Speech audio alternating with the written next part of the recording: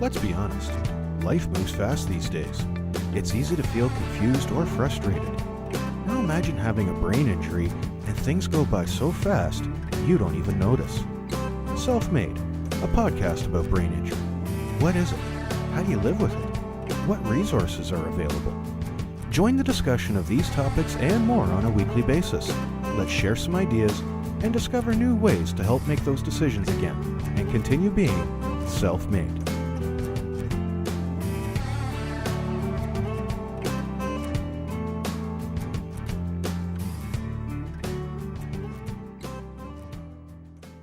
Welcome to this episode of Self-Made. Today, I'm speaking with an internationally renowned, award-winning brain fitness guru and acclaimed published author, Mr. Paul Hyman. Paul, how are you, sir? I'm doing great, Sean. Really good to see you. And it's great seeing you, sir. Thank you very much for coming out and joining us on Self-Made today. Probably the best way to get going here is just to have you tell me a little bit about yourself. What brought about the founding of Brain Fitness International and why work in that industry? Well, it's an interesting story, Sean. We could do a whole talk on this one. I had 3 near-death experiences. I used to be a professional musician for 15 years, and when I finished the last 9 years of my career, I was playing trombone in the Hong Kong Philharmonic. While over there, I had one incident where I was given 2 weeks to live after a serious motorcycle accident. Another one where I had a brain aneurysm for 24 hours. They put me in critical condition.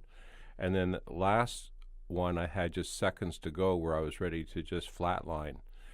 During that time, I thought there had to be something more to life than just playing the trombone in an orchestra. I didn't know what it was, but I was very impressed by the Asian philosophy of preventative measures for health rather than treatment measures for health. So that got me interested in what could I possibly do to be of service to people. It was a very spiritual awakening when something like the near-death experiences happened to me, and I really found that my mission, my passion, is to go out and help people wherever I can. Isn't that a bit of an amazing feeling when you get that opportunity to help someone? It's kind of like that unwrapped present you weren't expecting in the morning. Oh, it's amazing. Like, I just get so many moments of satisfaction. I always said you leave feeling better than when you arrive. And I was just doing a presentation yesterday, and the audience really was transformed by the experience. That is amazing. And I'd like to thank you for sharing your story earlier. It's amazing what you've been through. And I can only imagine, like you said, the seconds to go, and that's just an incredible experience. I can only imagine what it was like for you, Paul. What would you say was the biggest thing that stuck out with you from that? Well, it was one piece of it was the most incredible sense of peacefulness I ever had in my whole life. I was really, in the seconds to go, really not part of my physical body anymore. And I was hearing this countdown where I was ready to like exit through the wall at 0, and the doctor was counting me down, and she says, "We're losing him, get ready to resuscitate." And I didn't know what that was all about, but I came back into my body, if you want to call it that. I looked to my left, and I saw a guy with 2 paddles ready to jumpstart my heart. In a nanosecond, every TV show and movie of showing somebody being defibbed came to mind, and I said, I don't need that. I was feeling so peaceful. I willed my heart to kick back in, and it got stronger and stronger and stronger. And the doctor, later became a good friend of mine, said, "You were ready to die, flatline on us. What happened?" Because all of a sudden, just as I was ready to just resuscitate, your heart started to kick in again. So it was a mission to come back here because I didn't think it was time for me to leave this world. And since that time, I've been able to go around the world and help thousands of people in the techniques of brain fitness. You know, there's a lot of interesting techniques that I've learned about, some of them actually directly from you, and I can understand how so many of those factors formed Brain Fitness International. But out of all of that, what would you say is the one thing that everyone needs to know about brain fitness? I think the one thing to realize, Sean, is that the brain is always developing. Even as we get older, there's used to be an understanding that there would be a decline in cognitive abilities. We're now seeing the brain as growing constantly. I was at an international conference down in Houston, Texas, a couple times as a guest speaker on accelerated learning, and a neuroscientist called Janet Zadina had just come back from China and showed a slide which still gives me goosebumps when I see it.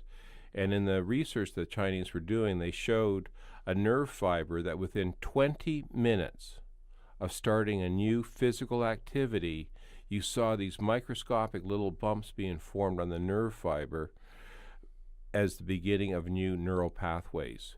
So one of the things around all of this is that you can rewire your brain regardless of what has ever happened. And that's what I love about this work, is I see such great results.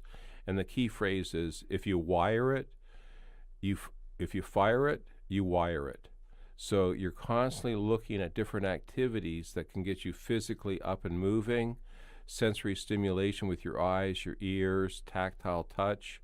All of that goes into the developing brain. That's an awful lot of things that affect the developing brain. I can only imagine. You know, what was it, 20 minutes, I believe you said? They saw the new pathway starting That's after correct. about 20 minutes? That's quite incredible. I didn't know something like that would happen that fast. Oh, it's revolutionary, and I think that's what ties into this whole concept of the brain's plasticity, that even when somebody has had an injury to the brain, by doing specific exercises, you can start to rewire those neural pathways, bypass the damage, and regain functional abilities. So I think the one thing that I have to say about all this brain fitness is hope. It really has provided so many people with hopefulness rather than hopelessness. And that's a huge difference. Hopelessness versus hopeful. But you see, you touched on a couple of terms there that I think I might need explained to me a little bit. I'm hearing these terms, neuroplasticity and movement-based multisensory brain stimulation. Can you help me understand what that means? Well, basically, Sean, my whole premise and approach with brain fitness is based on a learning developmental hierarchy. And that starts off with the way babies develop their brains. And when you think of a child developing, you can't believe how complex all their steps are. So you're going through different stages with primitive reflexes, primitive movement patterns. Another building block is developing balance with gravity. Then you go up into movement patterns. Then you go into the higher brain functions of eyes and ears. Then you go into speech, language, and then finally making concept of the world, both abstract and concrete. Now, the whole concept of brain fitness is that the same building blocks that we use to develop the brain. Now, you have to look at a child. Nobody can remember how difficult it was to learn how to walk from birth to age 5 or age 2. But that little child is like the scientist in the crib. They're working every day, attempting to figure out, how can I walk like these people walking past my crib? It's a motivator for them. I want to get out of this crib and start moving around. What the science is saying is that it's first in, last out. So our very first parts of the brain to develop are in our childhood reverses as we get older. So the premise that I'm using in my program is to keep working all those building blocks going on. So if I'm working with somebody who's had a stroke and they have issues with their vision, I can definitely go to the exercises for their vision, but I still need to build a foundation. I still have to have them feeling safe. I have to have them feeling balanced. I have to have them being able to move without the fear of falling. So that's how I start creating this program and integrate it into personal self-care programs. It's very much part of the wellness philosophy that I hold to, and that is I can take private clients, I take private clients, but I want clients to be able to do these activities for themselves. And when we're talking about this brain plasticity, it's not a one time a week exercise program. It's little tiny 5-minute breaks, 3, 4, 5 times a day. You're constantly doing something to get that brain activated. You do it every day. You might see me or go to one of my presentations or trainings, but then you start developing your own personal care plan. And that's what I really love to have happen, is when I see people come back and they say, I can't believe where I was 2 years ago, and look at what I'm doing right now. There's nothing better than a tailor-made plan. I mean, Yes. it's kind of like that tailored suit. Yes, for sure. You look better, you feel better, Nothing against Moores. I love them. I've owned many Moore suits. But that tailored suit just does that little bit extra for you.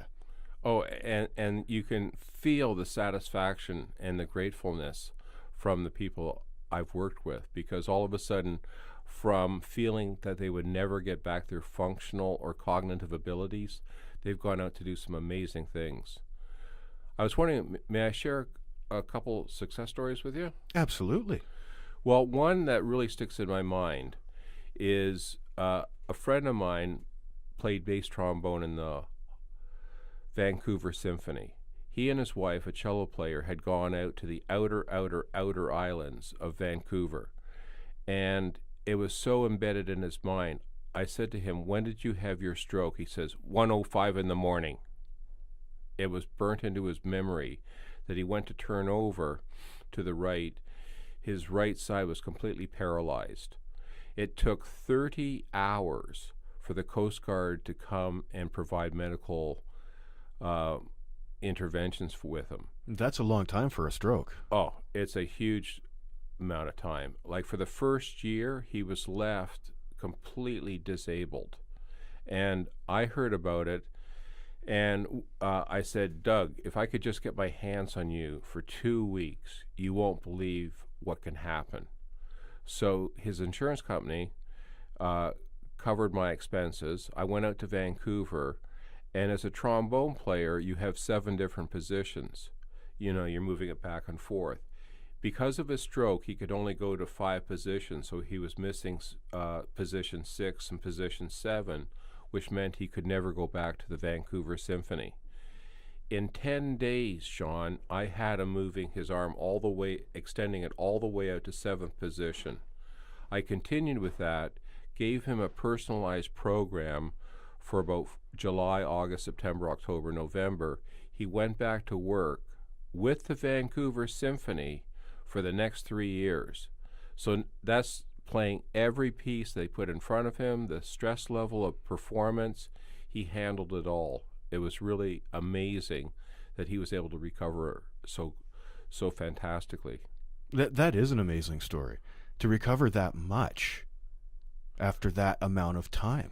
Well, we were working quite intensely. Like, I use a lot of different modalities. We worked maybe 4.5, 5 hours a day. But at the end of it, the proof was in his ability to play. And I actually got to go back to Vancouver and see him performing in the Vancouver Symphony Orchestra. Really quite astounding. I was going to say, that must have been a great feeling to sit there and watch, to listen, to feel that experience after that. That's so true, Sean. Thank you for sharing that one. Now, you've mentioned a couple of different things here in regards to what you can do if you fire it, you wire it, things of that nature. But are there any restrictions on brain fitness? It seems like something that could be used for more than just recovery. What can we do with it? Well, you're very correct, Sean. I have used brain fitness tips, tools, and techniques with the youngest person I worked with was a young baby 2 weeks of age. And what had happened was the baby was born with an underdeveloped corpus callosum, which is connections between left and right hemispheres. The parents were absolutely devastated, so I started giving them exercises that they could do with the little baby at that stage of development. The oldest person I've ever worked with was 108 years of age. 108. 108. Now, I still remember her so well because I used to go in, and most of the time she was like, asleep.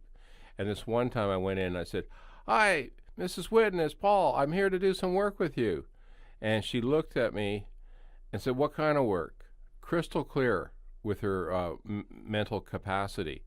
And I said, "I'm here to do some movement exercises with you." And she looked at me and said, "You got to be kidding." 108, I've done it. Oh man, that would have been entertaining. That whole time you spent with her, I'm sure would have been a blast. Yes, yes. That's incredible. But you see, this leads to other things. A lot of people, for example, with a brain injury may have issues with communication, things of that nature. Can you tell me about some of the myths and misconceptions about brain fitness? Well, I think one of the things that we are learning more and more and more about is the brain's ability to recover. And that is something that years ago, say a decade ago, wasn't possible. And they're calling it the decade of the brain. And I think when we talk about the brain, there was a gentleman I work with called Dr. Michael Howard. And this is his take on understanding the brain. He was interested in savants. The Rain Man? Mm-hmm. He actually met the original Rain Man. The original Rain Man. The original Rain Man. Not Dustin Hoffman, the original Rain Man. Now, this person was in an institution, but he was able to go 3 hours recorded on tape doing the equation calculations for pi for 3 hours. For 3 hours. And not miss a number sequence. We're not talking about to a certain place. We're talking a time, not a number after the decimal, but 3 hours of one series of numbers after another, and never missed one sequence. However, he was institutionalized. Another person that he had interviewed, these were savants, the high end of the autism spectrum disorder. He met another gentleman who had memorized 900 books, word for word.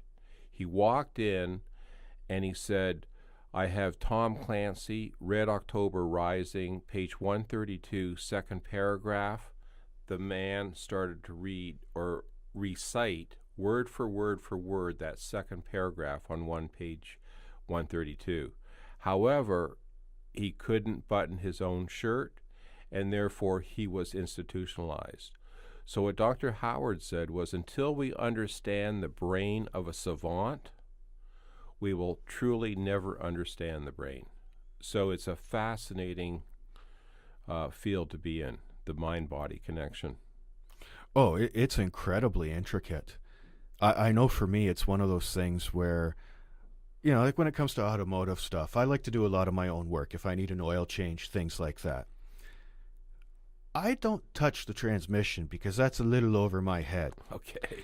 I can only imagine what's going on inside the skull compared to a transmission. There's a lot going on. I know it's not mechanical, but there's a lot going on in there. Like that's some pretty scary territory when you think about it, trying to figure out where everything goes and what it does. Yes, yes. And I think when you were saying like different applications, I was a clinician at the Center for Addiction and Mental Health for 10 years, working, CAMH. And it was amazing how quickly people were doing these techniques. And the only reason they did the techniques because they worked. And they work so well that I've had clients go to aftercare meetings and they'll see somebody using one of the techniques I taught them, and they'll say, "You must know Paul Hyman." And they go, "Who?" "I don't know who that guy is, but I would teach you this technique if you're interested." And I learned it a couple months ago when I was feeling very emotionally upset. This person came up to me.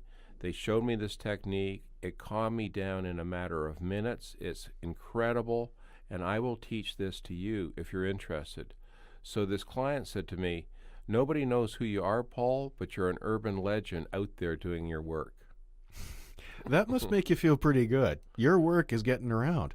Well, it's something I really am passionate about, Sean. Like, I can do the private clients and that, but I love going out to audiences and groups of people to do trainings and presentations, because it's not just what I can do, it's these techniques are so simple and so effective, anyone can teach that to themselves and teach it to other people. So it's a ripple effect. So what I've created at the very end is a sort of a legacy of making this a better community for all people.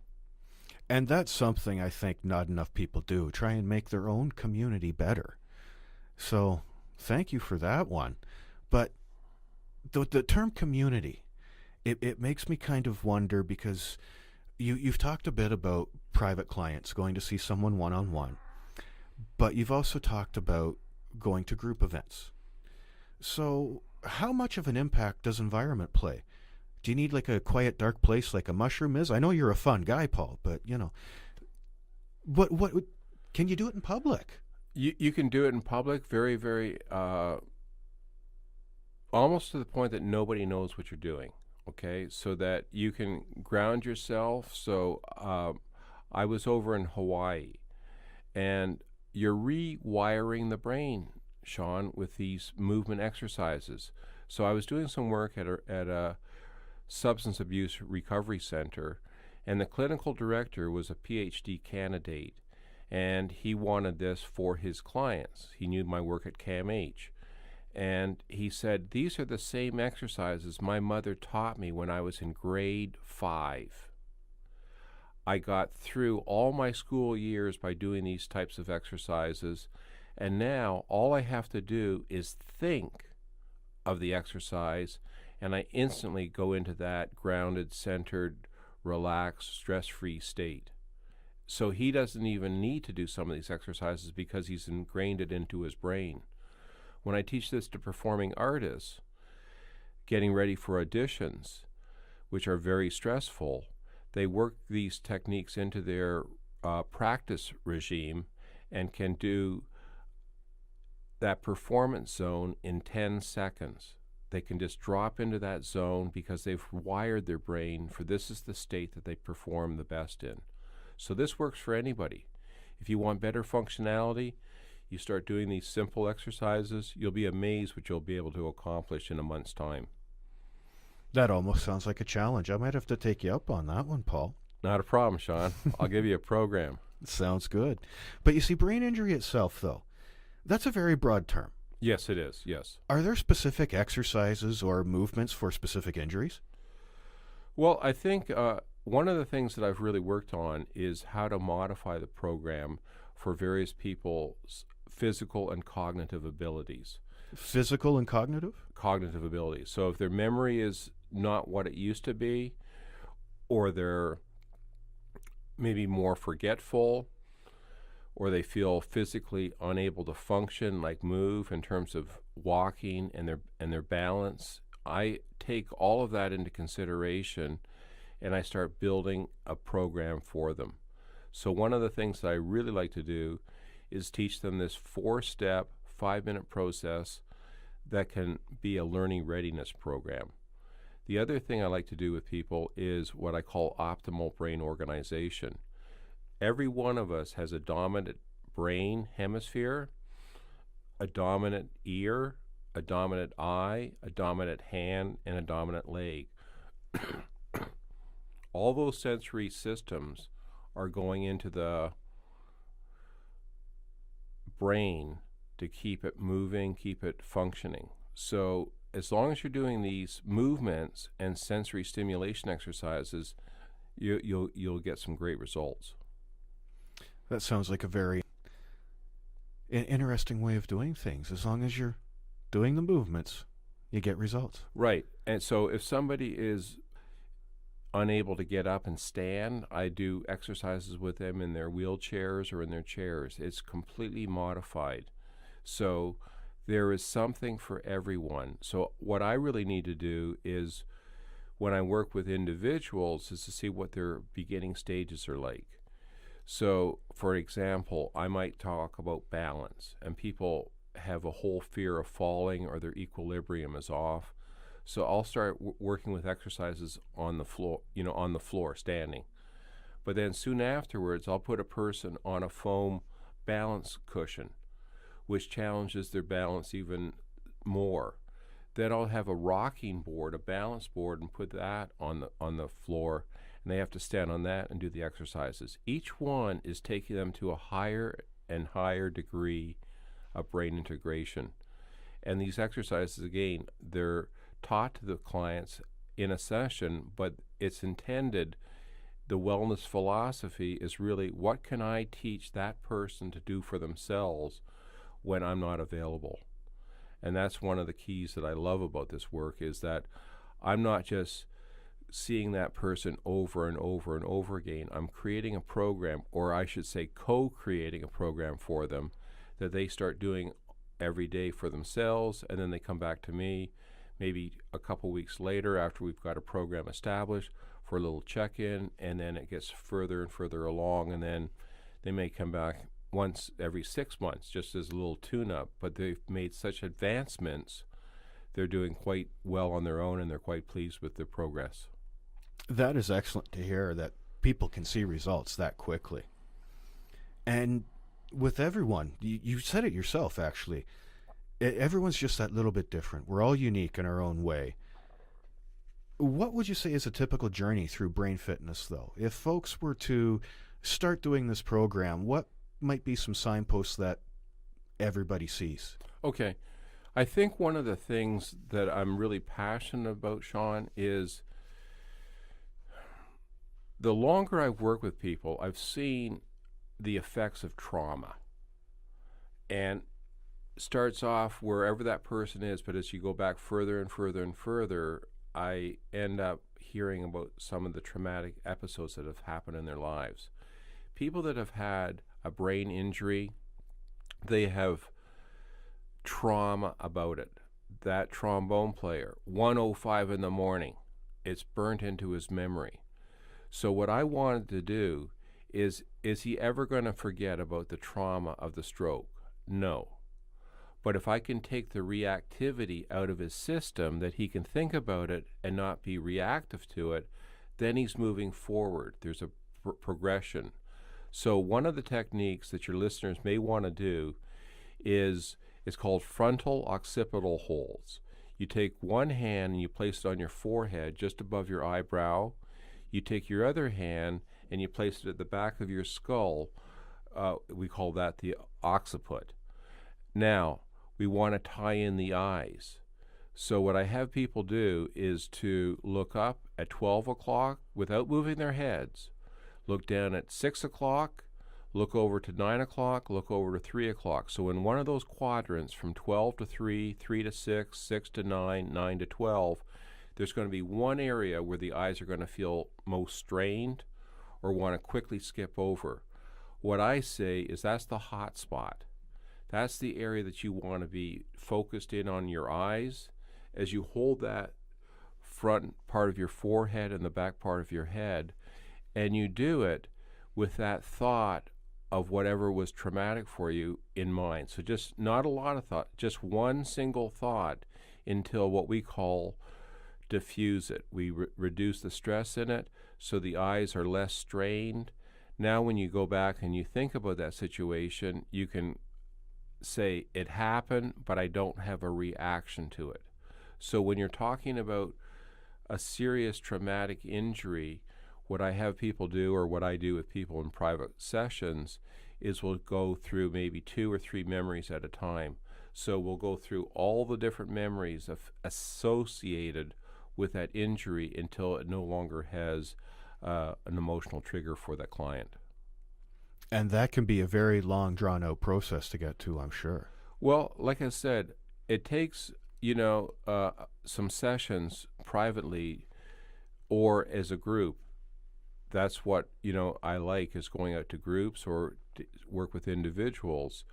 But once I can show the technique, once I show the evidence or the effectiveness of that technique and teach that client how to do that technique, they can start doing it for themselves.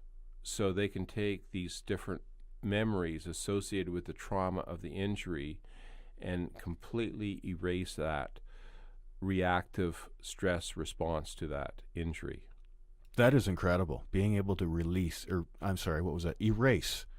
that response. That's incredible. It's really amazing. Like my friend who had the stroke in Vancouver, we just went through maybe 3 memories at a time as associated with his stroke. And what was amazing, because I was working with him quite intensely, we went back the next day, he didn't have any reaction. That happened, get on with it. Next series of thoughts, next series of memories. Let's take the edge and the reactivity off that so that we can get even further along the trail. Wow, that's incredible.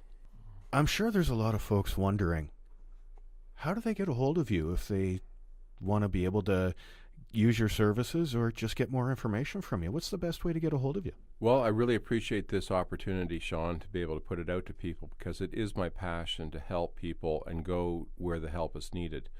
The best way to get a hold of me is you can go to my website, which is www.brainfitnessinternational.com.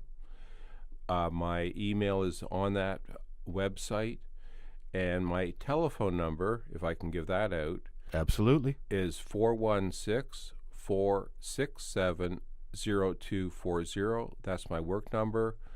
My cell number is 416-996-2441. And it'd be my pleasure to help or answer any further questions with anybody that wants to contact me. There you have it, folks. If you're looking to get a little more information from Paul Hyman, you can do so there.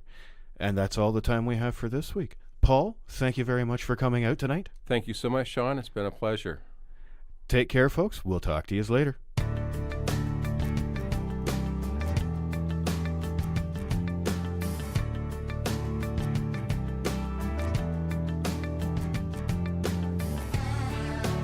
Thank you for joining me on this episode of Self-Made on Voices for Ability Radio. I'm your host, Sean Pickard. Send your questions, comments, and show ideas to theselfmadepodcast@gmail.com, all lowercase. The theme song is One in a Million, logo courtesy of Mark Doucette. Thanks for coming out, everybody. Until next time, bye for now.